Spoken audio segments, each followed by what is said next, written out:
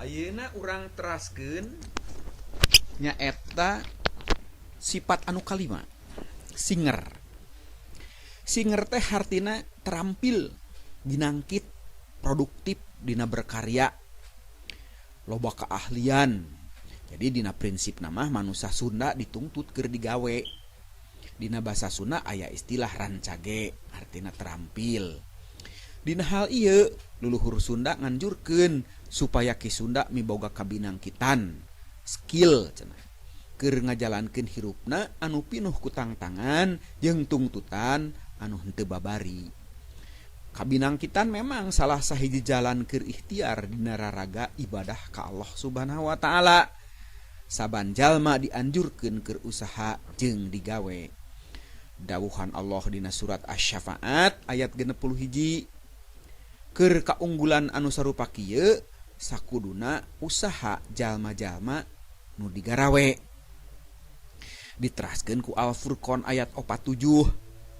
Anjeunna anu midamel peuting keur anjeun minangka papakean jeung sare sarta reureuh, jeung anjeunna ngadamel siang keur hudang sarta usaha. Ebreh jentre jelas ayat di luhur nganjurkeun ka urang kudu terus ikhtiar sarta usaha.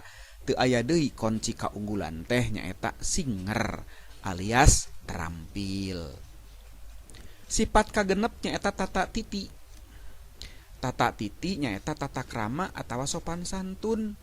Jalma anu sehat, jujur, bener, pinter, jeung binangkit. Lamun seug poho kana sopan santun atawa etika, antukna hirupna bakal teu dipikaresep ku batur. Palasipah ieu sagemblang mah tata titi duduga prayoga. Jadi sagala paripolah ngagunakeun sopan santun jeung etika anu bener. Dawuhan Allah di surat Nur ayat 60, jeung maripolah sopan teh leuwih hade keur maranehna.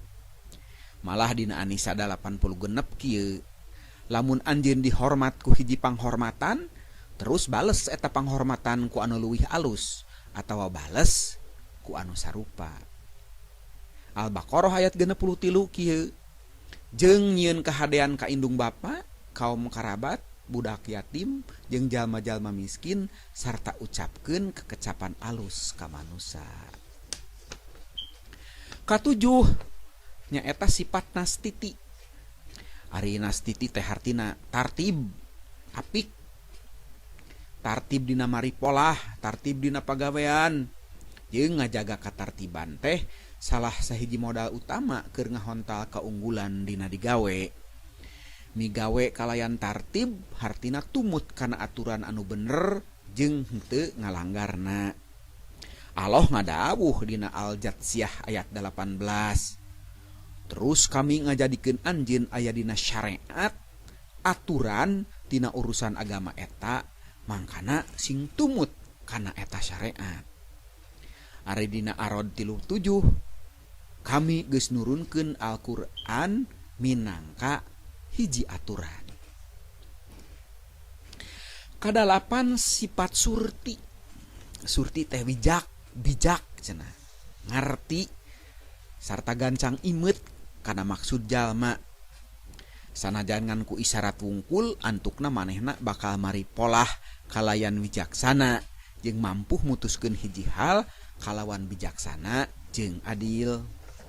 Allah ngadawuh dina surat An-Nisa ayat 58 kieu, jeung miwarang anjeun lamun nangtukeun hukum di antara manusia supaya anjeun netepkeun sacara adil.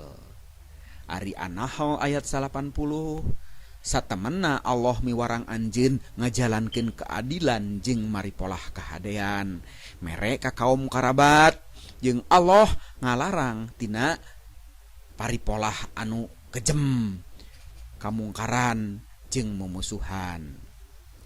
Akhirna tengetan ayat ieu tina surat Al-Qur'an Al-Mumtahanah ayat 8.